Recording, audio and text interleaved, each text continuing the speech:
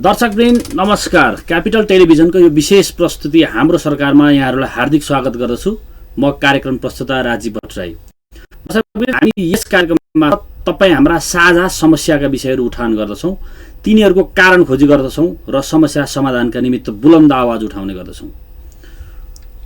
हामी यस कार्यक्रम मार्फत देशका सामाजिक, आर्थिक, राजनीतिक, शैक्षिक विविध पक्षहरूको सत्यभित्रको तथ्य र तथ्यभित्रको सत्यलाई उजागर गर्ने गर्दछौँ। यसै सिलसिलामा आजको हाम्रो यस नयाँ श्रृङ्खलामा भने नेकपा एकीकृत समाजवादीका स्थायी कमिटी सदस्य, प्रतिनिधि सभा अन्तर्गत शिक्षा, स्वास्थ्य तथा सूचना प्रविधि समितिका सभापति माननीय भानुभक्त जोशी हाम्रो स्टुडियोमा आइसक्नु भएको छ। उहाँसँग रहेर आज हामी विशेष गरेर गत असोजमा तेस्रो जनआन्दोलनको झल्को दिने गरी देशभरिका सामुदायिक विद्यालयमा कार्यरत आम शिक्षकहरूले माइतीघर मण्डलादेखि बानेश्वरसम्म एउटा ठुलो आन्दोलन गर्नुभयो। आउँदै गरेको शिक्षा विधेयकले सामुदायिक विद्यालयमा कार्यरत आम शिक्षकहरूका जायज माग र मुद्दाहरू सम्बोधन गर्न सकेन, उहाँहरूलाई न्याय गर्न सकेन भन्ने उहाँहरूको एउटा मागसहित उहाँहरू आन्दोलित बन्नुभयो। खासमा त्यो आन्दोलन पश्चात राज्यले उहाँहरूका माग र मुद्दालाई कुन रूपमा अगाडि बढाइरहेको छ, विद्यालय शिक्षा विधेयकले शिक्षा समितिले कसरी छलफलको क्रममा अगाडि बढाइरहेको छ, यी यावत विषयहरूमा विशेष चर्चा गर्नेछौँ। किनभने शिक्षक समाजको ऐना हो, पथ प्रदर्शक हो अनि रोल मोडल पनि हो। जबसम्म शिक्षक खुसी साथ कक्षा कोठामा प्रवेश गर्न सक्दैन तबसम्म शिक्षामा रूपान्तरण भनेको एक कल्पना मात्रै हुन सक्छ। त्यसैले यी विविध विषयहरूमा आज गहन चर्चा गरिनेछ भने दर्शकबिन अहिले भर्खरै तातिँदै गरेको यो मौसममा फेरि नेपालमा गठबन्धनको अर्को सरकार बन्देर एउटा राजनैतिक तरङ्ग पैदा हुँदैछ। यो विषयमा पनि आज हामी विशेष अन्तरङ्ग चर्चा गर्नेछौँ। मलाई आशा छ आजको कार्यक्रम यहाँको निमित्त पनि विशेष बन्नेछ। दर्शकबिन आउनुहोस् हाम्रो अतिथिलाई कार्यक्रममा स्वागत गरौँ। माननीयज्यू नमस्कार, सन्चै हुनुहुन्छ? नमस्कार नमस्कार, धन्यवाद, ठिकै छु। अहिले यहाँलाई हाम्रो सरकारमा मैले स्वागत गरेँ। धन्यवाद धन्यवाद। अब तपाईँ प्रतिनिधि सभा अन्तर्गत शिक्षा, स्वास्थ्य तथा प्रविधि समितिको सभापति रहिरहनु भएको छ। मैले अघि पनि उल्लेख गरिहालेँ, गत असोजमा देशभरिका सामुदायिक विद्यालय कार्यरत शिक्षकहरू आन्दोलित बन्नुभयो। उहाँहरूलाई न्याय भएन, आउँदै गरेको विद्यालय शिक्षा विधेयकले न्याय दिन सकेन भनेर आन्दोलित बन्नुभयो। अहिले तपाईँहरू चाहिँ विषयगत छलफल र दफावाल छलफलको क्रममा हुनुहुन्छ मलाई लाग्छ। ठ्याक्कै अब यो विद्यालय शिक्षा विधेयक कहिले आउँछ, अब शिक्षकहरूले कहिले आउँछ भनेर अब तयारी गर्ने त्यसको? धेरै धेरै धन्यवाद।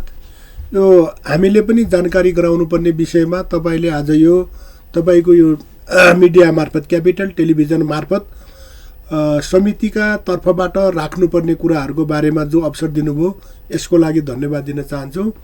विद्यालय शिक्षा विधेयक जो 2028 सालपछि झन्डै 52 वर्षपछि जो विद्यालय शिक्षा विधेयक आउँदैछ, त्यो विद्यालय शिक्षा विधेयक त्यसको छुट्टै महत्त्व छ। तपाईँहरूलाई थाहा छ, जब यो विद्यालय शिक्षा विधेयक नेपाल सरकारका तर्फबाट शिक्षा विज्ञान तथा प्रविधि मन्त्रालयले संसदमा दर्ता गरायो, दर्ता गराउने बित्तिकै खास गरी यो विद्यालय शिक्षा विधेयकको ठुलो हिस्सेदारको रूपमा रहेको शिक्षकहरू भनौँ, त्यसको प्रतिनिधिमूलक संस्थाको रूपमा रहेको शिक्षक महासङ्घले जसरी आन्दोलित भए र देशव्यापी रूपमा एउटा एक खालको जनआन्दोलनको झझल्को दिने किसिमले उहाँहरूले काठमाडौँमा धरना जुलुस, नारा जुलुस पनि गर्नुभयो। त्यसपछि सरकारको त्यसमा गम्भीर ढङ्गले ध्यानाकर्षण भएर सरकारले विभिन्न खालका शिक्षक महासङ्घसँग लगायत अरू शिक्षकहरूसँग पनि, खास गरी राहत शिक्षकहरूसँग र +2 का शिक्षकहरूसँग पनि छुट्टै सम्झौता गरेर त्यो विधेयकको पनि एक खालको अङ्गको रूपमा, जस्तै भनिकन अङ्ग त होइन तर उहाँहरूले पेश गर्दाखेरि त्यसलाई पनि अङ्गको रूपमा पेश गरेर आएको छ। तर विद्यालय शिक्षा विधेयक अलिकति केही हदसम्म भन्ने हो भने यसको धेरै ठुलो महत्त्व पनि छ, केही जटिलताहरू पनि छन्, केही अप्ठ्याराहरू पनि छन्।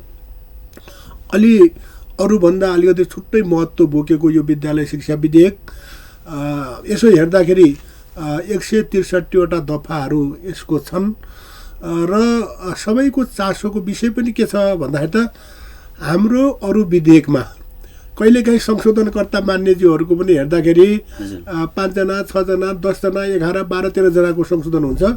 यो विद्यालय शिक्षा विधेयकमा झन्डै 200 जनाभन्दा बेसी मान्यज्यूले संशोधन राख्नु भएको छ। 1758 वटा संशोधन छन्। अब त्यसो भएको हुनाले अब यो यति धेरै संशोधन आउँदै गर्दाखेरि त्यो विधेयक आउँदै गर्दै कतै कमजोरी भएर आएको त्यसरी बुझ्न सकिन्न। त्यसैले के भयो त भन्दाखेरि त शिक्षा विज्ञान तथा प्रविधि मन्त्रालयमा यसको बारेमा यो विधेयक प्रस्तुत गर्दाखेरि जसरी बाहिर धेरै चर्चा भएको हुनाले पनि किन यस्तो भयो होला, किन यस्तो आक्रोशित भयो होला मान्छे भनेर बुझेपछि अलिक व्यापक ढङ्गले छलफल भएन कि मन्त्रालयमा भन्ने कुरो पनि आयो। हामीले त्यसबारेमा मन्त्रालयसँग पनि परामर्श गऱ्यौँ। मन्त्रालयले भन्छ हामीले परामर्श गरेकै हौँ भन्छ। अब तर चाहिँ व्यवहारमा त्यो नदेखिसकेपछि त्यसपछि हामीले जब यो विधेयक संसदबाट हाम्रो समितिमा दफावार छलफलका लागि भएर आयो, त्यसपछि हामीले सबै सरकारवालाहरूसँग यसको बारेमा व्यापक ढङ्गले छलफल गऱ्यौँ। त्यो छलफल भनेको मुख्य गरी विद्यालय शिक्षा विधेयकको एउटा ठुलो हिस्सेदार भनेको स्थानीय सरकार हुन्, गाउँपालिका नगरपालिका सरकार। हाम्रो संविधानले के व्यवस्था गरेको छ भन्दाखेरि चाहिँ त शिक्षामा 3टै तहका सरकारको अधिकारलाई बाँडफाँड गरिएको छ।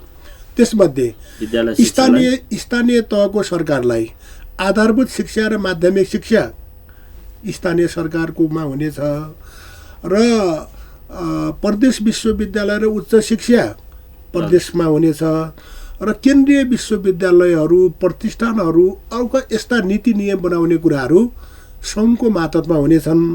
तर 3टैको साझा अधिकारको रूपमा शिक्षा भनेर राखिएको छ।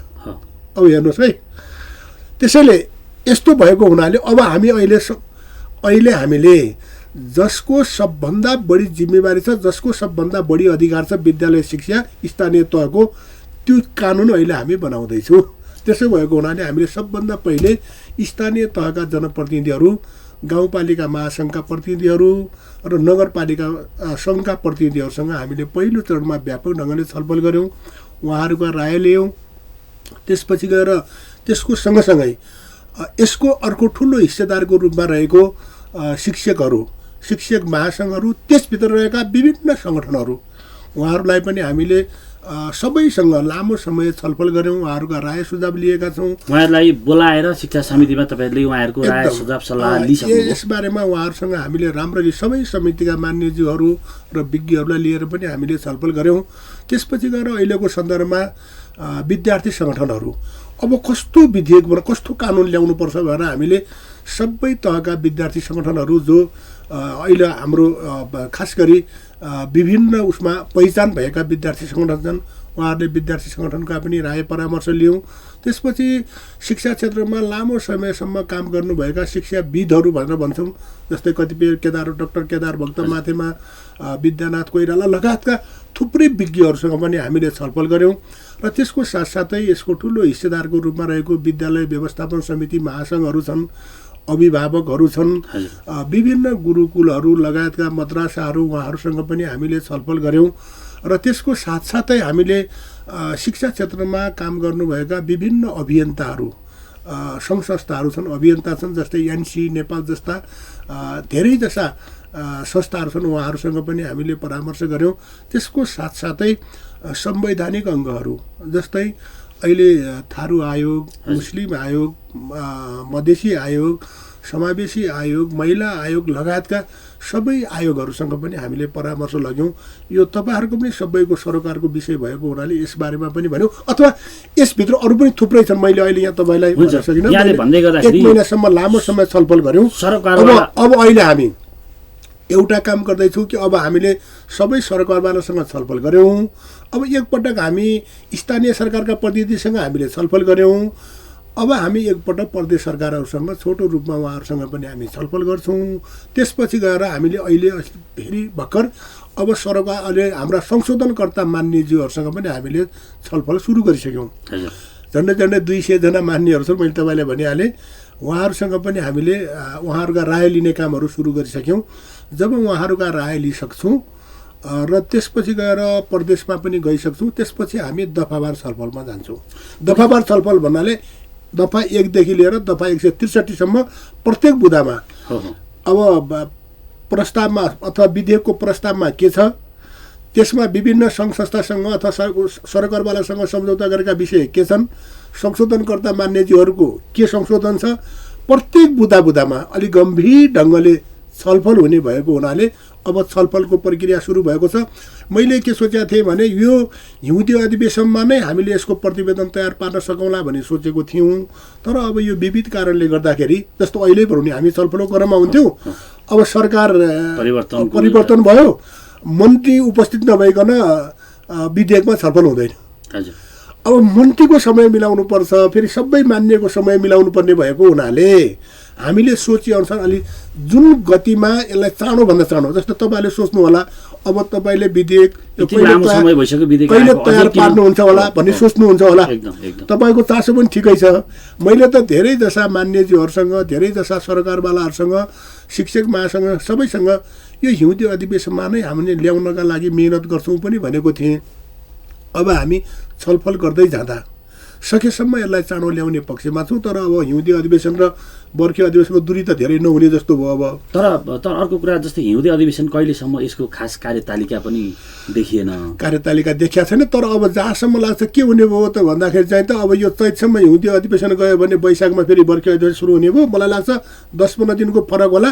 तर जेसुकै भए पनि अब त्यो अधिवेशन भन्दा पनि हामीले यसलाई छलफल गरेर यसलाई कसरी राम्रो बनाउने, कसरी समृद्ध बनाउने भन्ने कुरा छ। तर परिस्थिति कस्तो छ भन्नुहोस् नि, हामीले भनेअनुसारको सहमति जुट्नलाई अप्ठ्यारा कतिपय विषय कस्तो छन् भन्दाखेरि त अहिले विद्यालय शिक्षाको मोडल कस्तो बनाउने होला, यो एउटा विषयवस्तु छ। तपाईँलाई भनौँ जस्तै अहिले चलेको हाम्रो विद्यालय शिक्षा मोडल भनेको मिक्स मोडलमा चलेको जस्तो। यहाँसँग म यो विद्यालय शिक्षा मोडलको विषयमा पनि जोडिन्छु अहिले, होइन सबै विषयमा जोडिन्छु। यहाँसँग म सिरियल्ली जान चाहँदैछु। जस्तै शिक्षा समितिमा रहनुभएका माननीयज्यूहरू जो हजुर आफै सभापति हुनुहुन्छ, शिक्षा मार्फत समाज रूपान्तरणको विषयमा कतिको चिन्तित पाउनुभयो? किनभने तपाईँ निरन्तर उहाँहरूसँगको एउटा संवादमा हुनुहुन्छ, सक्रियतामा हुनुहुन्छ, उहाँहरूका विचारहरू लिइराख्नु भएको छ, होइन? कतिको चिन्तित पाउनुभयो अन्य माननीयज्यूहरू जसरी तपाईँ आफू चिन्तित हुनुहुन्छ यो विषयमा? अहिले जस्तै हामी जुन समितिमा, अहिले हाम्रो समितिमा शिक्षा, स्वास्थ्य, सूचना प्रविधि समितिमा हामी 25 जना मान्यज्यूहरू छौँ। हजुर, मलाई लाग्छ सबै मान्यज्यूहरूमा एक खालको चिन्ता व्यक्त भएको छ। किन तपाईँले यसो हेर्नुहुन्छ भने अहिले हाम्रो नेपालको अवस्था हेर्ने हो भने हामीले केही कुरामा त प्रगति गऱ्यौँ, केही उन्नति गऱ्यौँ, केही सुधार पनि भएका छन्, केही सकारात्मक कुरा पनि देखिएका छन्। तर त्यसको साथसाथै निराशाहरू पनि छाएका छन्। तपाईँले अहिले हेर्नुहुन्छ भने प्रति वर्ष हाम्रो अहिले 1 लाखभन्दा बेसी विद्यार्थीहरू एनओसी लिएर विदेश पढ्न गएको जस्तो देखिन्छ। त एनओसी लिएर पढ्न जाने भनेको भारत बाहेकका लागि हो। अब भारत बाहेकमा 1 लाखभन्दा बढी विद्यार्थीहरू, नेपालको अवस्था हेर्दाखेरि हामी त्यति सम्पन्न राष्ट्र होइनौँ। अब हाम्रो त्यसबारेमा त्यो एनओसी लिएर पढ्न गएका विद्यार्थीले लिने पैसा पनि के भन्छ भने खरबभन्दा बढी देखिन्छ। तपाईँले अहिले हेर्नुहुन्छ भने यस्तो अवस्थामा हामीले के कारणले यस्तो हुन गयो? र मैले तपाईँलाई 1 लाखभन्दा बेसी त एनओसी लिएर गएका देखिन्छन् भने त्यसबाहेक त अरू धेरै मान्छे बाहिर गएका छन् भने यसबारेमा हामीले असाध्यै गम्भीर हुनुपर्ने अवस्था देखिन्छ।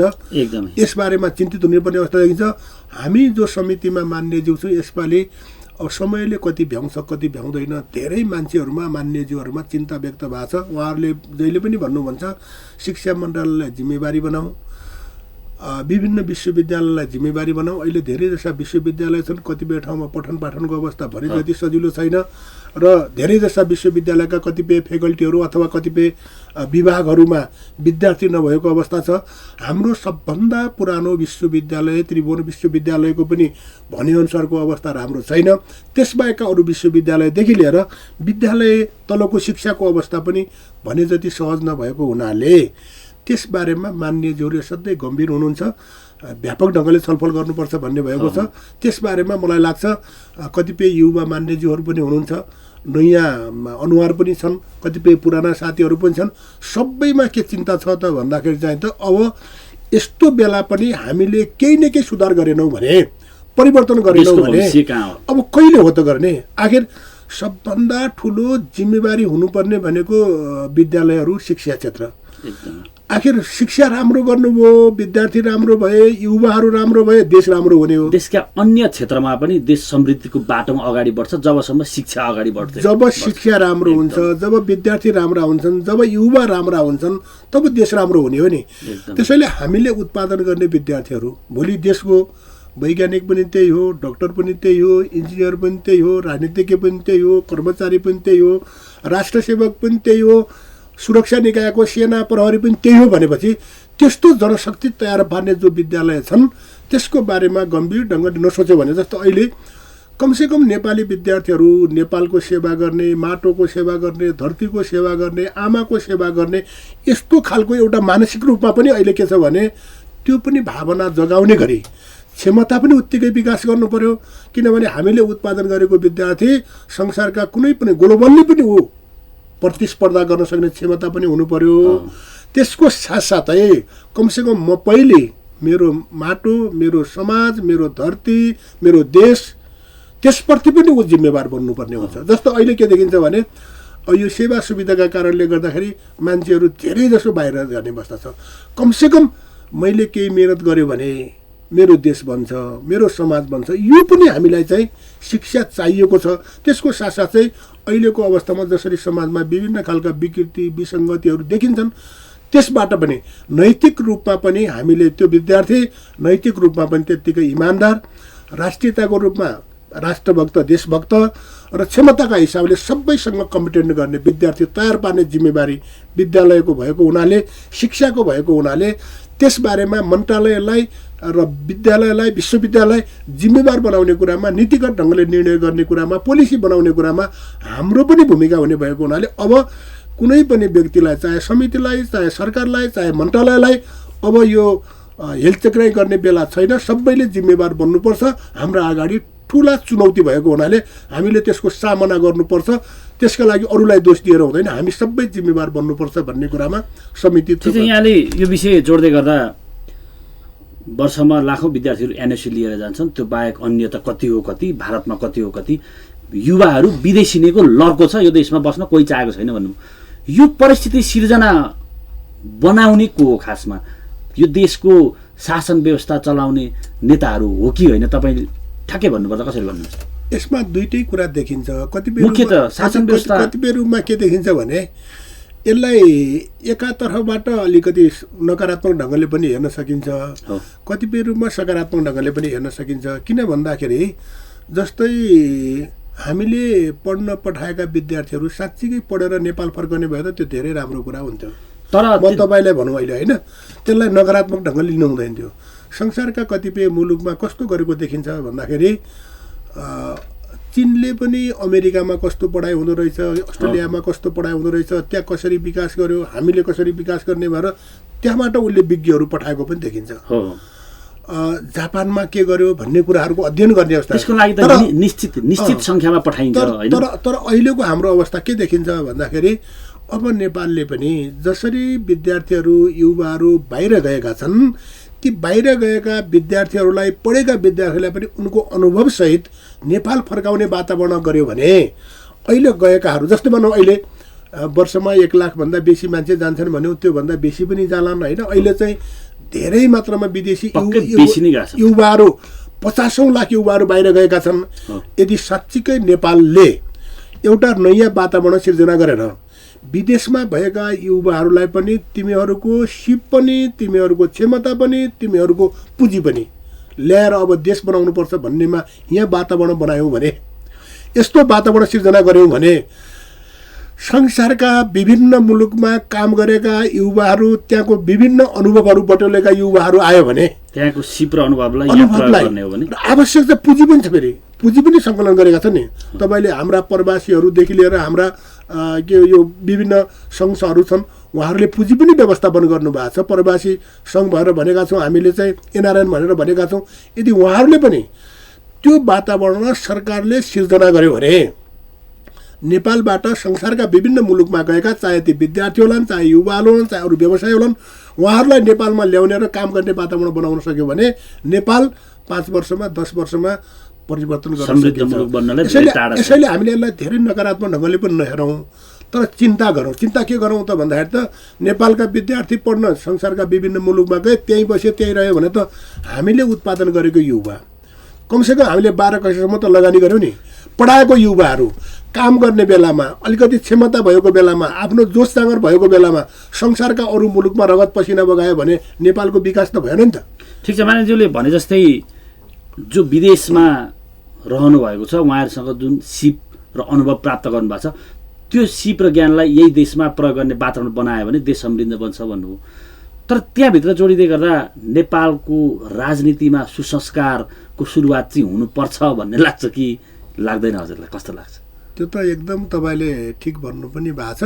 हामी पनि त्यो चिन्तामा छौँ। अहिलेसम्म जे भएको देखिन्छ, यो हाम्रो पछिल्लो राजनीतिक घटनाक्रमहरू, राजनीतिक दलको नेतृत्वको हेर्ने हो भने हामीले पनि आत्मसमीक्षा गर्नुपर्ने बेला भएको छ। टटकार आवश्यकता छ। आत्मसमीक्षा गरेनौँ भने जस्तो तपाईँले अहिले नै भन्नु नि, म त तपाईँलाई भन्छु, अब हुन त अलि पहिलेदेखिको इतिहास पनि होला, 2047 सालपछि बहुदलीय व्यवस्था आइसकेपछि अहिलेसम्मको अवस्था हेर्नुहुन्छ भने कति प्रधानमन्त्री फेरिए, कति मन्त्री फेरिए, अनि यो त कुनै विकास गर्ने कुनै तपाईँले भने जस्तै त संसारमा नेपाल यति सानो मुलुक छ, तर नेताको सङ्ख्या काउन्ट गर्ने हो भने अन्य देशको भन्दा त कैयौँ बढी हुने अवस्था छ। कैयौँ बढी। म मेरो आफ्नो म सुदूरपश्चिमको बझाङ जिल्लाबाट प्रतिनिधित्व गर्छु। सुदूरपश्चिमको 9 जिल्लाको सानै सानो सरकार हो त्यो सुदूरपश्चिम सरकार। विगत हामीले एक कार्यकाल त्यसको सरकारले काम गर्यो। सबै जसा मान्यलाई मन्त्री बनाउने वातावरण सिर्जना भयो, किनभने राजनीतिक उहाँहरू भूतपूर्व मन्त्री बन्नुभयो, उहाँहरूको सेवा सुविधा, उहाँहरू भिआइपी होइन। अब हेर्नु नि तपाईँ, यस्तो भन्नु नि, सबै जसा मान्यहरू 53 जना मान्य होइन, सभामुख, उपसभामुख, समितिको सभापति, माननीय मन्त्री, राज्य मन्त्री, सहायक मन्त्री, सबैलाई बनाउनु पर्ने वातावरण भयो। र एउटा मन्त्रीले अथवा मन्त्रालय राम्रो काम गर्ने वातावरण बनेन, एउटा मुख्यमन्त्रीले त्यो आफ्नो कार्यकालभरि काम गर्ने वातावरण। यही पनि तपाईँले सङ्घीय सरकारको कुरा गर्नुहुन्छ भने वास्तवमा प्रष्ट ढङ्गले, स्पष्ट ढङ्गले, कमसेकम जनताको जनआदेश अनुसार एउटा प्रधानमन्त्रीले 5 वर्ष काम गर्न पाउने वातावरण बनेन, अहिले पनि बनिरहेको छैन। तपाईँले अहिले पनि देख्नुभयो, हामीले यो सङ्घीयतालाई चाहिँ 74 को चुनाव गरेपछि पनि जे सोचेका थियौँ त्यो हुन सकेन। र त्यसपछि गएर अहिले पनि हेर्नुहुन्छ भने त्यो त्यसैले अहिले हामीले आत्मसमीक्षा गर्नुपर्छ भनेर तपाईँले भने। हजुर हजुर हुन्छ, यो विषयमा फेरि पछि जोडिन्छु यहाँसँग होइन। नेपालको यो विद्यालय शिक्षासँगै अलिकति रहेर नेपालको अबको शिक्षा कस्तो हुने र यसको रूपान्तरण कसरी गर्ने भन्ने भूमिकाको तपाईँ एउटा महत्त्वपूर्ण पदको व्यक्ति हुनुहुन्छ होइन। संविधानले निर्दिष्ट गरेअनुसार, नेपालको संविधानले निर्दिष्ट गरेअनुसार शिक्षा र स्वास्थ्य कतिको सहज वा गाह्रो छ यो प्रदान गर्नको निमित्त, सेवा प्रदान गर्नको निमित्त, सबैले प्राप्त गर्नको निमित्त होइन। तपाईँलाई कस्तो लाग्छ? तपाईँको बुझाइ के छ यसमा? अब हाम्रो भनाइ के छ भने शिक्षा र स्वास्थ्यमा सरकारले अरूभन्दा बढी जिम्मेवार लिनुपर्छ, गर्नुपर्छ भन्नेमा छौँ। संविधानले पनि त्यो व्यवस्था गरेको देखिन्छ। अहिले हेर्नुहुन्छ भने सबभन्दा बढी समस्या मैले तपाईँलाई भने शिक्षा क्षेत्रमा सबभन्दा बढी समस्या छ। अहिले यदि शिक्षा क्षेत्रमा आमूल परिवर्तन गर्ने हो भने शिक्षा क्षेत्रमा राज्यको अथवा सरकारको लगानी पनि त्यही अनुसारको हुनुपर्ने अवस्था देखिन्छ। संसारका विभिन्न मुलुकको अनुभव गर्दाखेरि, हामीले पनि अध्ययन गर्दाखेरि झन्डै झन्डै आफ्नो सिङ्गो बजेटको 20% पनि शिक्षा क्षेत्रमा लगानी गरेको देखिन्छ। तर हामी कहाँ के छ भने अहिले झन्डै झन्डै 11% पनि पुगेको छैन शिक्षामा बजेट। त्यसैले गर्दाखेरि अहिले हाम्रो देशका सबैजसो विद्यालय हेर्नुहुन्छ भने, जसलाई सामुदायिक विद्यालय भन्छौँ अथवा सरकारी विद्यालय भन्छौँ, ती विद्यालयको अवस्था एकदम नाजुक छ। न त्यहाँ भौतिक पूर्वाधारको व्यवस्था छ, न भवन छ तपाईँको, न खेलकुद मैदान छ, न तपाईँको घेरबार छ, न ल्याब छ, न केही छ, र न शिक्षक दरबन्दी छ, न कर्मचारीको व्यवस्था छ, न कार्यालय सहयोगी छ। यो त लथालिङ्ग छ नि त। त्यसैले अहिले हामी के तयारी गरिरहेका छौँ भने देशका सबै विद्यालयहरू त्यो सामुदायिक विद्यालयहरू, त्यो सामुदायिक विद्यालय सरकारी विद्यालय भनिसकेपछि हुन त त्यो समुदायले खोलेका कारण त्यसलाई सामुदायिक विद्यालय भन्यौँ। त्यसैले अहिले हामीले सरकारी विद्यालय पनि भन्ने गरेका छौँ। तर सरकारी विद्यालयहरूको अवस्था असाध्यै नाजुक भएको हुनाले सरकारले यसमा विशेष ढङ्गको रेखदेख गर्नुपर्छ, विशेष लगानी गर्नुपर्छ। त्यसो भएको हुनाले हामी पहिलो चरणमा के छलफल गर्दैछौँ भन्दा शिक्षा मन्त्रालयसँग अब देशका विभिन्न भागमा रहेका, चाहे त्यो उच्च हिमाली क्षेत्रमा हुन्, चाहे पहाडी क्षेत्रमा हुन्, चाहे पिछडिएका क्षेत्रमा हुन्, चाहे यो मानव विकास सूचाङ्कमा असाध्यै पछाडि परेका तराई मधेसका कतिपय ठाउँहरूको बारेमा हेऱ्यौँ भने त्यसको हामीले अहिले छलफल पनि चलाइरहेका छौँ। के छ विद्यालयको अवस्था, सरकारी विद्यालयको अवस्था के छ त वास्तवमा, भौतिक पूर्वाधारको अवस्था के छ, शिक्षक दरबन्दीको व्यवस्था के छ, यो न्यूनतम रूपमा चाहिने आधारभूत व्यवस्था के छ, यसको सबै डाटा सङ्कलन गर्ने कामका लागि हामीले मन्त्रालयसँग छलफल गर्ने भनेका छौँ, अहिले गरिरहेका छौँ। र हामी अबको केही वर्षभित्र देशका सबैजसो विद्यालयहरू, सरकारी विद्यालयहरू, सामुदायिक विद्यालयहरूमा मिनिमम रूपमा नै पूर्वाधारको व्यवस्था अथवा भवनको व्यवस्था, खेलकुदको व्यवस्था, घेरबारको व्यवस्था र मिनिमम रूपमा शिक्षक र कर्मचारीको व्यवस्थापन यो गर्नुपर्छ। क्रमशः यसलाई हामीले अबको 5 वर्षभित्र कुनै पनि विद्यालयले हामी कहाँ भवन भएन, केही शिक्षक भएन भन्नु नपर्ने गरी त्यस्तो कानुन पनि बनाउनुपर्छ, व्यवस्था गर्नुपर्छ भनेर हामी त्यसको तयारीको निम्ति शिक्षा समिति सशक्त रूपमा लागिरहेको छ। र म के पनि भन्न चाहन्छु भन्दाखेरि त यदि मन्त्रालय हुन त आखिर अन्तमा गर्ने त मन्त्रालय हो, मन्त्रालयसँग हामी निरन्तर ढङ्गले यो काममा लाग्नुपर्छ। र अब हामीले यसरी यही ढङ्गले काम गर्ने हो भने सरकारी विद्यालय, सामुदायिक विद्यालयमा पढेका विद्यार्थीहरूको सङ्ख्या हेर्ने हो भने त्यहाँ क्वालिटी पनि राम्रो भएन, उनीहरूको क्षमता पनि राम्रो विकास गर्न सकेन, उनीहरू पछिसम्म पनि स्थायित्व भएन। जस्तो अहिले के देखिन्छ भन्दाखेरि कक्षा 1 मा भर्ना भएका विद्यार्थीहरूको तुलनामा 10 कक्षासम्म आउँदाखेरि 50% विद्यार्थी त्यहाँ देखिँदैनन्, बाँकी ती कहाँ गए त? 12 कक्षा पढ्दाखेरि त्योभन्दा कम देखिन्छन्, कहाँ गए त तिनीहरू चाहिँ त? के समस्या भयो त? त्यो विद्यार्थी कहाँ गए त?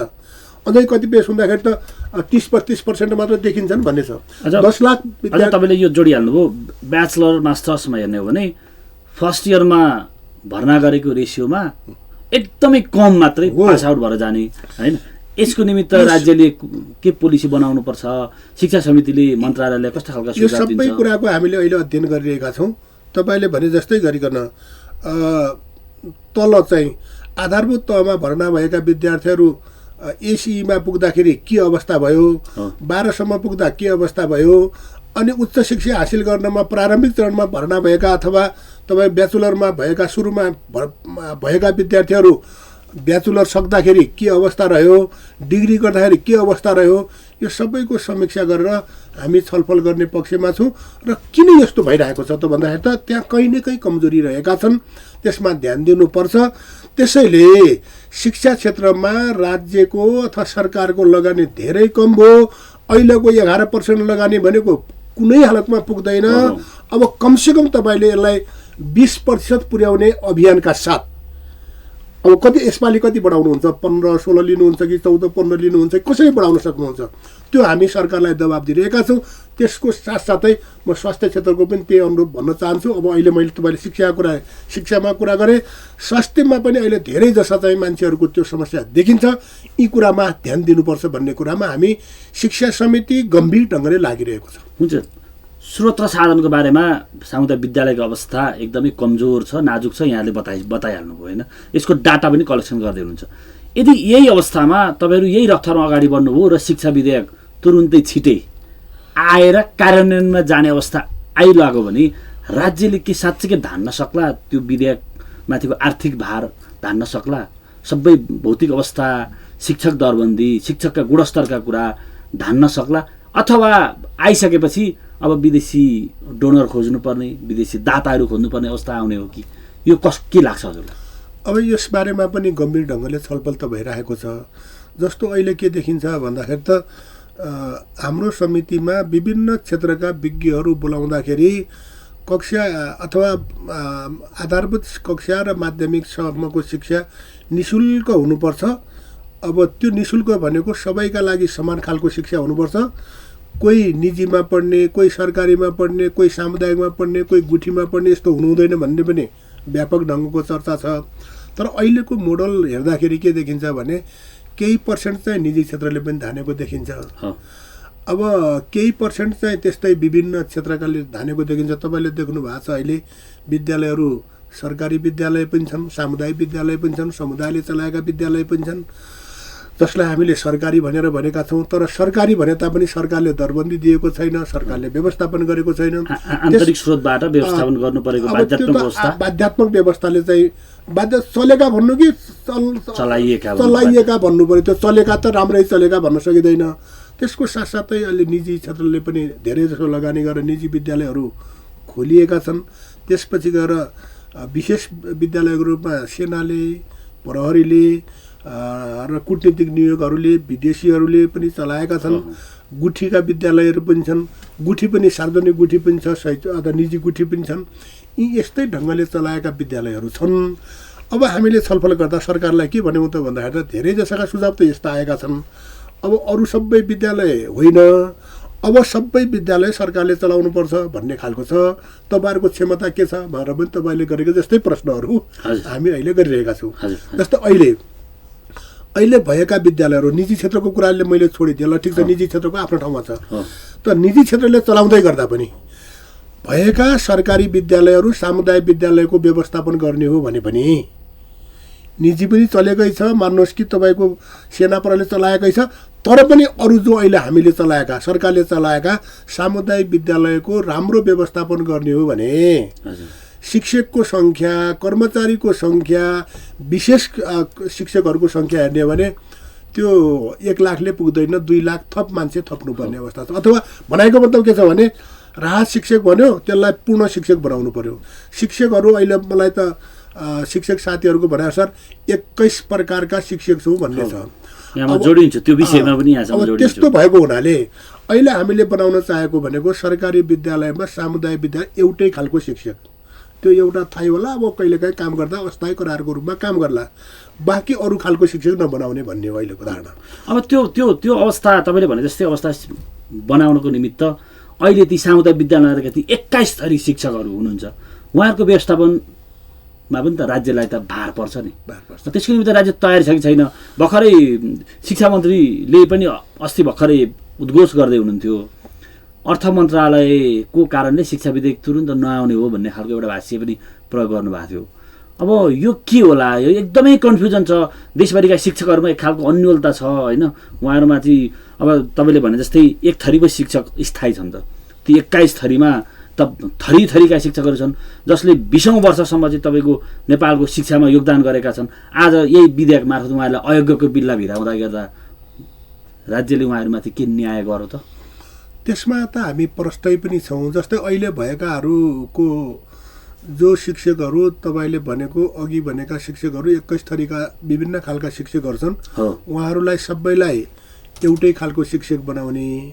अब राहत शिक्षक होइन, विशेष शिक्षक होइन, स्वयं ECD शिक्षक होइन, करारको शिक्षक होइन, लगायतका अनुदानको शिक्षक होइन, एउटै खालको शिक्षक बनाउनु। अब उहाँहरूलाई एकै खालको बनाउनको निमित्त विधेयकले कस्ता विषय उल्लेख गरेको छ त्यो पनि बताइदिनु। त्यसैले गर्दाखेरि के छ भने त्यसमा मैले भनिहालेँ, अब हामीले कानुनमा के हो भने एउटै खालका शिक्षक बनाउने। अब यो अघि मैले भने जस्तै गरिकन अनेक खालका शिक्षक बनाउने होइन। तर त्यो के छ त भन्दा अहिले राहत शिक्षक भनेको त्यसलाई दरबन्दीमा परिणत गर्नु। उहाँहरू लगभग 60 सालदेखि अहिलेसम्म चाहिँ अनवरत रूपमा राहत शिक्षकहरूले पढाउनु पर्छ। लगभग 40,000को सङ्ख्यामा हुनुहुन्छ। अब 56 सालदेखि नै भन्ने छ उहाँहरूको भनाइ। अब तत्कालीन अवस्थामा देशमा द्वन्द्व चल्दै गर्दाखेरि राज्यमा शिक्षा चाहिन्छ, शिक्षाको व्यवस्थापन गर्नुपर्छ भनेर एउटा राहत प्याकेज अन्तर्गत उहाँहरूलाई नियुक्ति गरियो। तर आज तपाईँको चाहिँ यो अवस्था आइपुग्दा पनि राहत शिक्षकहरू अनवरत रूपमा काम गरिरहनु भएको छ। त्यो त उहाँहरूमाथिको राज्यले गरेको सरासर अन्याय भएन त? त्यसैले के भन्यौँ त भन्दाखेरि चाहिँ त बिचमा जे जति कमजोरी भए पनि त्यो कमजोरीलाई हामीले स्वीकार गर्दै अब चाहिँ हामीले व्यवस्थापन गर्नुपर्छ भन्ने छ। 2049 सालदेखि काम गरेका +2 का शिक्षकहरू छन्, जसलाई हामीले अहिले माध्यमिक भन्यौँ। साबिक उच्च माध्यमिकका शिक्षकहरू 49 सालदेखि काम गरेका छन्। मान्नुहोस् कि अब कति भयो, 32 वर्ष हुन लाग्यो होइन। त उहाँहरू पनि काम गरेका साथीहरू त्यस्तो छन्। अनि त्यसपछि विभिन्न क्षेत्रमा त्यसपछि अस्थायी रूपमा काम गरेका छन्, राहत शिक्षकको रूपमा काम गरेका छन्, अथवा करारको रूपमा काम गरेका छन्, भोलिन्टियरको रूपमा काम गरेका छन्। तपाईँले हेर्नुभयो, हामीले बाल कक्षा भनेर भन्यौँ, बाल कक्षामा सुरुमा 500 रुपियाँबाट सुरु गरिएको थियो। अब अहिले 500 रुपियाँबाट सुरु गरेकोलाई अहिले 10,000 सङ्घले 7,000 स्थानीय तहले 17,000 दिनुपर्छ भनेका छौँ। उहाँहरूले त्यो पनि तलब पाउनु भएको छैन। अब यसपालि हामीले के भन्छ भने तिनीहरूलाई पनि एउटा मापदण्डमा लिएर आउँ। यो तपाईँहरूले उल्लेख गरेको छ स्थानीय तहहरूले नदिनुको पछाडिको कारण चाहिँ के सङ्घलाई नटेरेको भन्ने बुझ्ने अथवा कसरी बुझ्ने? होइन, अब स्रोतको व्यवस्थापन सबै कुराको होला, उनीहरूको पनि के हो होइन, त्यस्ता गुनासाहरू पनि धेरै आएका छन्। त्यसो भएको हुनाले हामी यसपालि के गर्छौँ त भन्दाखेरि त यी भएका शिक्षकको त अहिले जो हामीले यसभन्दा पहिलेदेखि जसलाई काम गराएका छौँ उनीहरूलाई एउटा प्रक्रिया मिलाएर भन्नाले आन्तरिक प्रतिस्पर्धा गराएर उहाँहरूलाई एउटा शिक्षक बनाउने, आन्तरिक प्रतिस्पर्धामा पनि उहाँहरू आउन सक्नु भएन भने उहाँहरूलाई निश्चित ढङ्गको सेवा सुविधा दिएर बिदा गर्ने। किनभने अब हामीले शिक्षाको क्वालिटीमा पनि हेलचक्राइ गर्नु भएन, एकदम जो मान्छे काम गरेका छन् उनीहरूमाथि पनि अन्याय गर्नु भएन। तर अब उहाँहरूमा यदि त्यो क्षमता छैन, त्यो काम गर्न सक्ने स्थिति भएन, अहिलेको समय प्रविधि अनुसार पनि समेट्न सकिएन भने उहाँहरूलाई पनि भोलि विद्यालय शिक्षाको क्वालिटी बिगार्ने कुरा पनि भएन। त्यसो भएको हुनाले आन्तरिक प्रतिस्पर्धा गर्दा जसले क्षमता राख्नुहुन्छ, जसले आफूलाई चाहिँ त्यो क्षमता प्रदर्शन गर्नुहुन्छ, उहाँहरू स्थायी शिक्षकको रूपमा अगाडि बढ्नुहुन्छ र व्यवस्थित हुन्छ। जो साथीहरूले सक्नु भएन उहाँहरूलाई अहिलेसम्म काम गरेको सबै बापत उहाँहरूलाई उचित खालको सेवा सुविधा दिएर उहाँहरूलाई अन्य काममा लाग्नका लागि, जो शिक्षक साथीहरू त्यो कुरामा क्षमता राख्नुहुन्न भने उहाँहरूलाई अन्य काममा लगाउन लागि सरकारले व्यवस्थापन गर्ने। र अब शिक्षा क्षेत्रमा लागेका साथीहरूलाई पनि अब क्षमता प्रदर्शन गर्नुपर्छ है। जस्तो तपाईँले मान्नु नि, अब हामीले विद्यार्थी जस्तै तपाईँ मैले छोटे रोकेँ महारानीज्यूलाई, जस्तै त्यो आन्तरिक प्रतिस्पर्धा गराउने विषयमा पर्सेन्टको कुरा छ, आन्तरिक कति 100%, 75%को विषय त्यो पनि आउला। उहाँहरूलाई चाहिँ उमेर हद नलाग्ने एउटा विषय छँदैछ। अर्को कुरा चाहिँ जस्तै एकपटक मात्रै उहाँहरूले परीक्षा दिन पाउने अथवा काम गर्दै जाने, उहाँहरूले परीक्षा दिँदै जाने, यो वातावरण चाहिँ के बन्न सक्ला, कस्तो बन्ला? त्यसमा त अब ऐनमा सबै व्यवस्था हामीले आन्तरिक प्रतिस्पर्धा गर्ने कुरा र तपाईँको चाहिँ कति प्रतिशत गर्ने भन्ने कुरा, जस्तै 100% गर्ने अथवा 75% गर्ने, 70 गर्ने त त्यो हामीले तोक्छौँ। अरू कुराको लागि भोलि निर्देशिकाले बनाउला होइन, के गर्ने भन्ने कुरा त भोलि नियमावली आउला, निर्देशिका आउला, त्यसले व्यवस्थापन गर्ला। त्यसो भएको हुनाले त्यसलाई त हामी पछि व्यवस्थापन गर्नेछौँ। तर अहिले हामी के गर्दैछौँ भन्दाखेरि चाहिँ त विधेयकमा नै अहिले यो अन्तिम खालको व्यवस्था भएको हुनाले अहिलेसम्म काम गरेका शिक्षकहरूको बारेमा अब हिजोका +2 का शिक्षकहरू, हिजोका माविका शिक्षकहरू, हिजोका निमाविका शिक्षकहरू, हिजोका प्राविका शिक्षकहरू, हिजोका इसिडीका शिक्षकहरू, हिजोका कर्मचारीहरू जसलाई हामीले सामान्य व्यवस्थापन गरेर अल्झाएका छौँ उहाँहरूलाई अब उचित ढङ्गको व्यवस्थापन गरेर एउटा इज्जतदार कर्मचारी अथवा शिक्षक बनाउने, शिक्षा प्रणालीलाई पनि एउटा व्यवस्थित बनाउने, उहाँहरूलाई पनि एउटा तपाईँको चाहिँ उपयुक्त व्यवस्थापन गर्ने भन्ने कुरा। अझ हाम्रो माग त के छ भने शिक्षक पेसालाई राम्रो र मर्यादित बनाउने हो भने निजामती भन्दा थोरै भए पनि उहाँहरूको तलब, उहाँहरूको मान मर्यादा अगाडि बढाउनुपर्छ, अलि दिनुपर्छ भन्ने। त्यसको निमित्त शिक्षा समिति हामी तयार छौँ। सरकारलाई दबाब रहन्छ। जस्तो अहिले के देखिन्छ भने शिक्षकहरू भनेपछि उनीहरूको एउटा मर्यादाक्रम पनि नतोकिने अवस्था थियो होइन। त्यसैले यसपालिको विधेयकमा हामीले त्यो पनि व्यवस्था, किनभने शिक्षक भनेको त मर्यादित पेसा हो नि, शिक्षक भनेको सम्मानित पेसा हो नि। त्यसैले हामीले के भने त्यो भोलि विश्वविद्यालयका हो भने, विश्वविद्यालय भनेको के हो त भन्दाखेरि चाहिँ त यस्तो प्राज्ञिक ठाउँ हो कि जहाँ सबै समस्याको समाधान गएर त्यहाँ पाइन्छ भनेर राज्यले थाहा पाउनु पर्ने चिज हो नि त। त्यो लथालिङ्ग भए जस्तै गरिकन विद्यालय भनेको पनि राम्रा नागरिक तयार पार्ने ठाउँ हो भने राम्रा नागरिक तयार पार्ने ठाउँको नेतृत्व जो छ, शिक्षक छ, प्रह छ, व्यवस्था ऊ पनि त राम्रो त हुनु पऱ्यो नि त एकदमै होइन। त्यसैले त्यतिको मान्छेलाई, शिक्षकलाई हामीले जिम्मेवारी पनि बनाउने, शिक्षकलाई चाहिँ हामीले चाहिँ दिने सेवा सुविधामा पनि उसलाई विश्वस्त पार्ने, ऊ आफ्नो जीवन गुजाराका लागि सबै कुरा गर्नका लागि तयार छ, क्षमता छ भनेर उसलाई त्यस्तो पनि व्यवस्थापन गर्नुपर्ने हुन्छ। अब तपाईँले 500 रुपियाँ दिएर 5000 रुपियाँ दिएर मान्छेलाई राम्रो क्वालिटीको काम गरेर भन्न सक्नुहुन्छ? सकिँदैन। त्यस्तो कुरामा सरकार प्रष्ट के हुनु पर्यो त? हामी के प्रष्ट त भन्दाखेरि त शिक्षक पेसालाई मर्यादित बनाऊ, शिक्षक पेसालाई अरूभन्दा सम्मानित पेसा बनाऊ, शिक्षकलाई अब यो सबै चिजमा उसले मागिराख्नुपर्ने, दौडिराख्नुपर्ने, अनेक खालको गरिराख्नुपर्ने त्यो व्यवस्थाबाट भन्दा एउटा राम्रो टिचर बनाउने कुरामा आफू पनि तयार हुनु पर्यो, राज्यले पनि त्यो काम गर्नु पर्यो। त्यसो गरेनौँ भने हामीले जेसुकै कुरा गरे पनि राम्रो नागरिक बनाउन सक्दैनौँ। मैले यहाँले यो विषय जोड्दै गर्दा मैले एउटा प्रसङ्ग जोडेँ कि जस्तै निजामती कर्मचारी कुनै एउटा क्षेत्रमा, जस्तै स्वास्थ्य क्षेत्रमै छ अथवा कतै छ, उसले उपसचिवको परीक्षा दिँदैछ भने उसको सेवावधि गणना हुन्छ। उसको पेसा यता अर्कोतिर भयो भने उसको गणना हुन्छ। तर त्यही अधिकृत स्वसरहको माध्यमिक तहको स्थायी शिक्षकले उपसचिवमा नाम निकाल्दै गर्दा उसको सेवावधि पनि गणना हुँदैन क्या। भनेको शिक्षकहरूलाई त एक हिसाबले हेर्ने हो भने अन्य पेसाभन्दा दोस्रो दर्जाको रूपमा त राज्यले हेरेको छ नि त।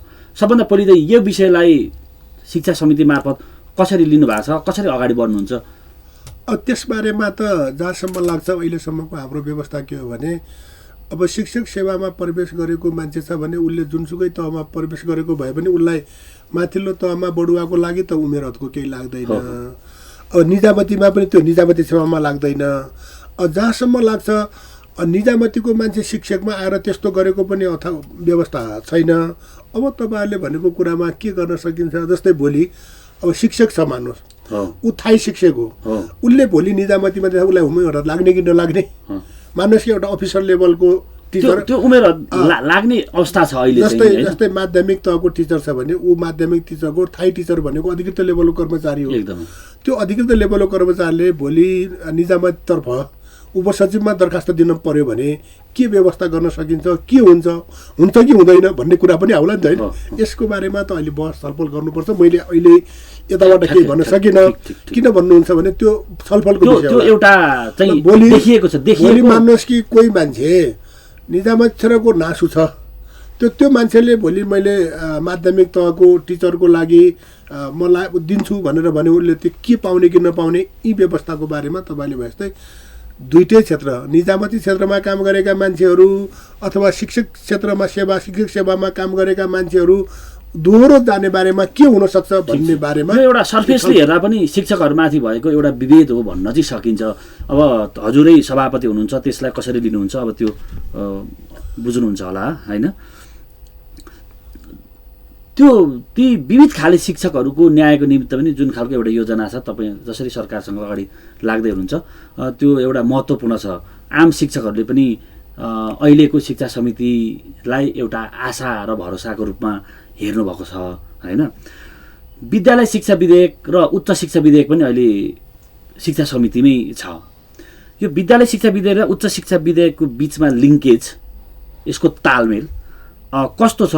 उच्च शिक्षाको रूपान्तरणको लागि कस्ता विषय समेटिएका छन् होइन? अब विद्यालय शिक्षा एक हिसाबले जान्छ, एउटा उद्देश्य परिपूर्तिको निम्ति जान्छ, अनि फेरि उच्च शिक्षा अर्को उद्देश्य परिपूर्तिको निम्ति जान्छ। त्यो बिचमा तालमेल, त्यो ट्रान्जिसन पिरियडै एक खालको गोलमाल भयो भने फेरि त्यसले अर्को समस्या सिर्जना गर्ला। यसलाई कसरी लिनुभएको छ? विद्यालय शिक्षा विधेयक त यो विभिन्न चरण पार गर्दै गर्दै अहिले हाम्रो दफावार छलफलको क्रममा एकदमै समितिमा छ। तर उच्च शिक्षा विधेयक सरकारले पेश गर्ने भनेर चाहिँ सुरुवात गर्यो। अहिले कानुन मन्त्रालयदेखि विभिन्न मन्त्रालयले के भनेको छ भन्दाखेरि उच्च शिक्षा विधेयकमा विभिन्न सरकारवालाहरूसँग छलफल गरेर मात्र अगाडि बढाउने भन्ने कुरा गरेको हुनाले शिक्षा विज्ञान तथा प्रविधि मन्त्रालयले उच्च शिक्षा विधेयकको एउटा ड्राफ्ट बनाएर चाहिँ सबै पब्लिकका लागि, सबै जानकारका लागि, सबै सरकारवालाहरूका लागि भनेर चाहिँ बाहिर खुला गरेको छ। मैले सुन्छु विभिन्न विश्वविद्यालयका भिसीहरू सबैसँग पनि छलफल पनि सुरु गरेको छ भन्ने सुनेको छु।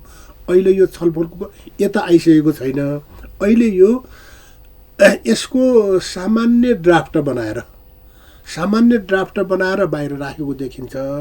त्यसैले गर्दाखेरि त्यसबारेमा शिक्षा मन्त्रालयले सबै कुरा तयार नपारिकन अहिले यसका विषयवस्तुहरू बाहिर आएका छैनन्। खास गरी अब त्यसमा त हुने भनेका सबै जसा विश्वविद्यालय नै हुन् उच्च शिक्षामा होइन? विश्वविद्यालय अन्तर्गत नै कलेजहरू चल्ने हुन्, विश्वविद्यालय मार्फत नै अरू विभिन्न खालका फ्याकल्टीहरू विभागहरू चल्ने हुन् होइन? त्यसो भएको हुनाले त्यसबारेमा अलि छलफल शिक्षा मन्त्रालयकै चरणमा छलफलको चरणमा रहेको हुनाले यो तल आइसकेका छैन र एक दुई ठाउँमा कतिपय नीति प्रतिष्ठानहरू कतिपय उहाँहरू सङ्घ संस्थाले पनि र अस्ति मलाई लाग्छ हिसान लगायतका कतिपय सङ्घ संस्थाहरूले पनि उच्च शिक्षा विधेयक जो नेपाल सरकारले बाहिर ड्राफ्ट गरेर पब्लिकका लागि यसबारेमा के होला तपाईँहरूको सल्लाह सुझावहरू पेश गर्नुभएको छ त्यसबारेमा उहाँहरूले केही ढङ्गले छलफल गरिराख्नु भएको छ र त्यो उहाँहरूले विभिन्न चरणबाट विभिन्न क्षेत्रका विभिन्न विज्ञहरूसँग विभिन्न सरकारवालाहरूसँग छलफल गरिसकेपछि जब त्यो ड्राफ्ट बनाएर उहाँहरूले पेश गर्नुहुन्छ त्यसपछि गएर हाम्रो छलफलको विषय होला अहिले हामी लेभलमा आइपुगेका छैन त्यसको लागि अझै बेसी समय किन लाग्छ भन्दाखेरि चाहिँ त सबैसँग छलफल गर्ने भनेको अलिक समय लाग्दो रहेछ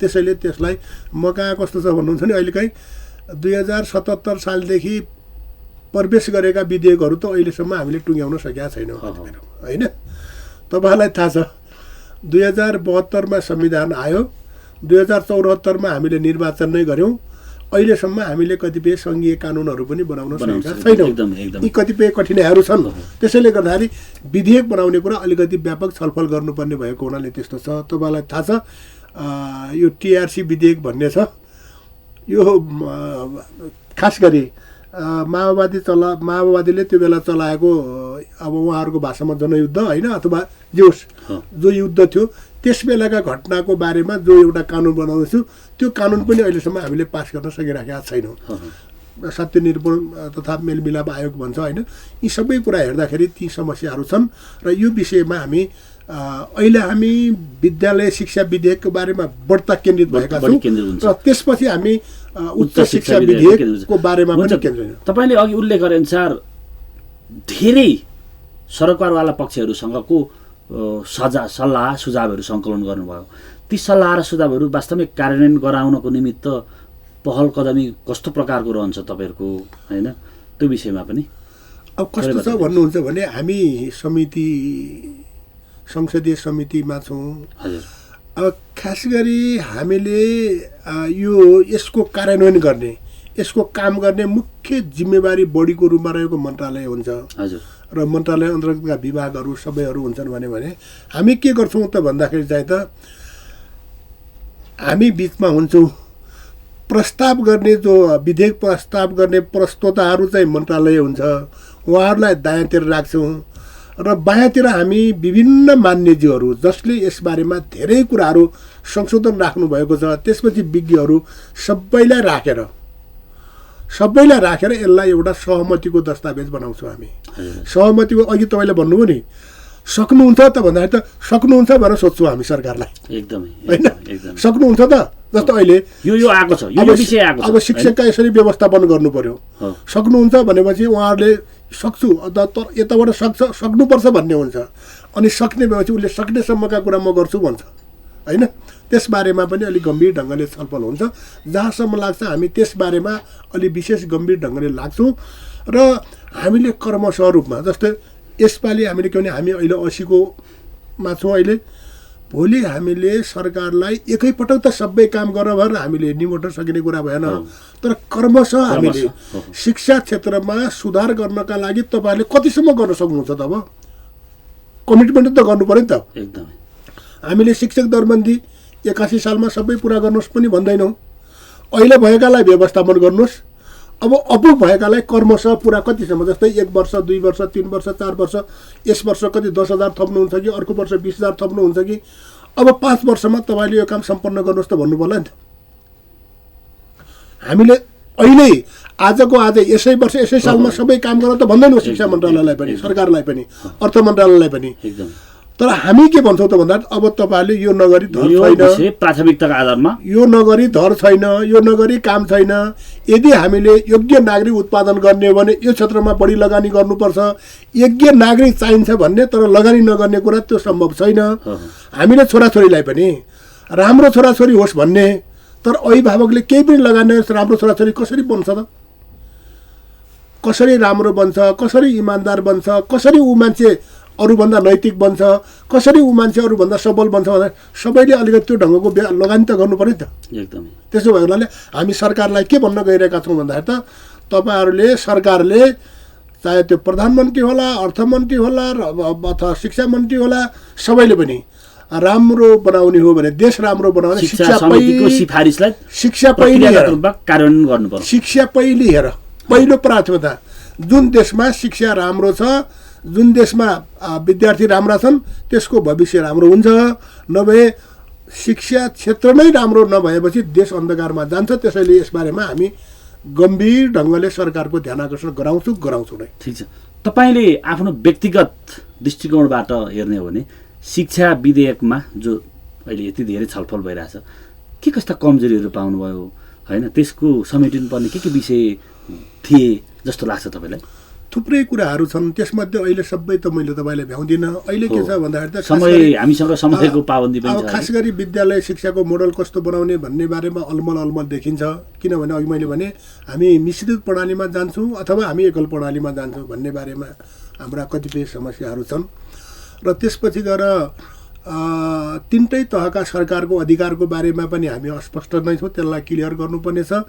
स्थानीय तहको अधिकार कति हुनेछ, प्रदेशको अधिकार के हुनेछ, यसबारेमा यो स्थानीय सरकारको अधिकारको सवालमा अहिले विभिन्न खाले खबरहरू पनि आएछन् कि विभिन्न शिक्षकहरूलाई चाहिँ अब आफू अनुकूल अथवा आफ्नो आस्थासँग जोडिएका शिक्षकलाई एक खालको व्यवहार, अर्कोलाई अर्को खालको व्यवहार गरिएको विषय पनि अहिले आइरहेछ। त्यसैले यसबारेमा पनि हामी अलिकति गम्भीर ढङ्गले विधेयकमा छलफल गर्नुपर्छ भनेका छौँ, अधिकारको बारेमा पनि।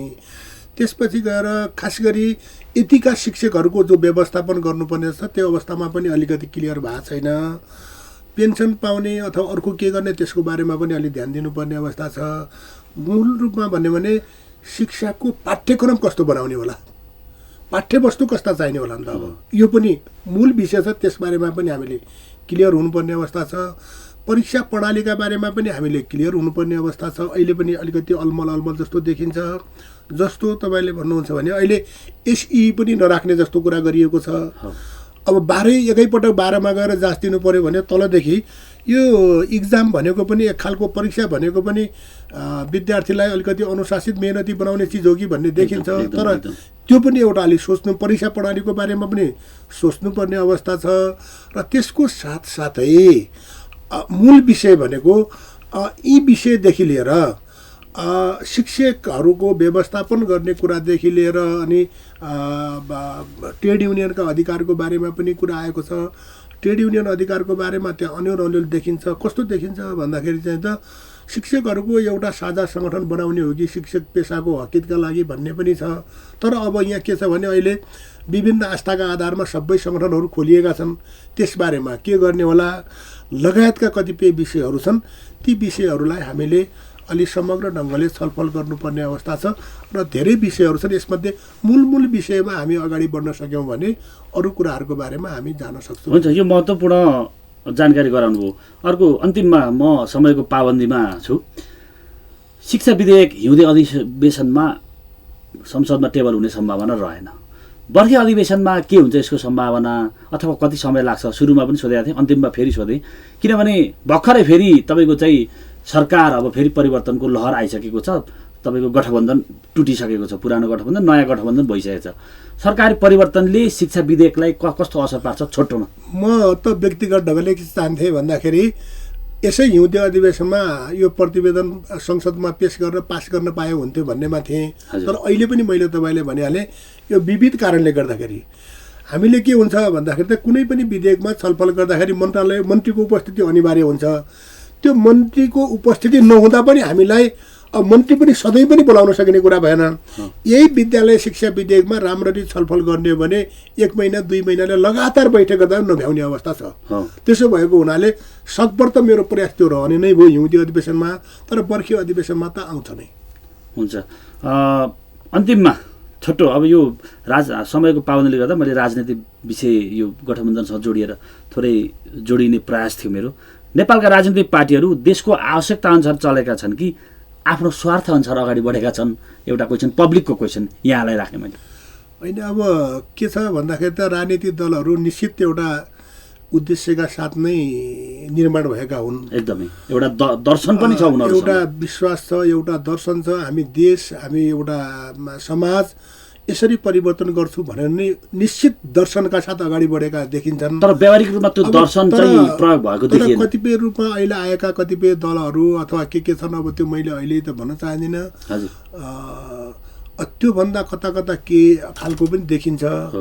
तर जहाँसम्म लाग्छ हिजो तपाईँले भन्नुभयो नेपाली काङ्ग्रेस भन्नुहोस् अथवा कम्युनिस्ट पार्टीका कुराहरू यसो हेर्ने हो भने निश्चित एउटा विचारका आधारमा दर्शनका आधारमा समाज परिवर्तन जनताका हक अधिकारहरू विभिन्न क्षेत्र विभिन्न भेग विभिन्न समुदायका हक अधिकारका लागि र अझै भन्ने हो भने एउटा समुन्नत राष्ट्र निर्माणका लागि भनेर नै आएका हुन्छन्। तर यो बिचमा हामीले हेर्दाखेरि के देख्यौँ भन्दाखेरि त राजनीतिक दलहरूमा पनि जुन उद्देश्य जुन सिद्धान्त जुन मूल्य जुन मान्यका साथ हामी अगाडि बढ्नुपर्ने हो त्यो कुरामा हामी अगाडि नबढेको हुनाले आज देश यो अवस्थामा पुगेको छ। म आफै पनि एउटा राजनीतिक पार्टीको जिम्मेवार एउटा सदस्य हुनुको नाताले म आफै पनि आत्मआलोचित हुनुपर्छ भन्ने पक्षमा छु।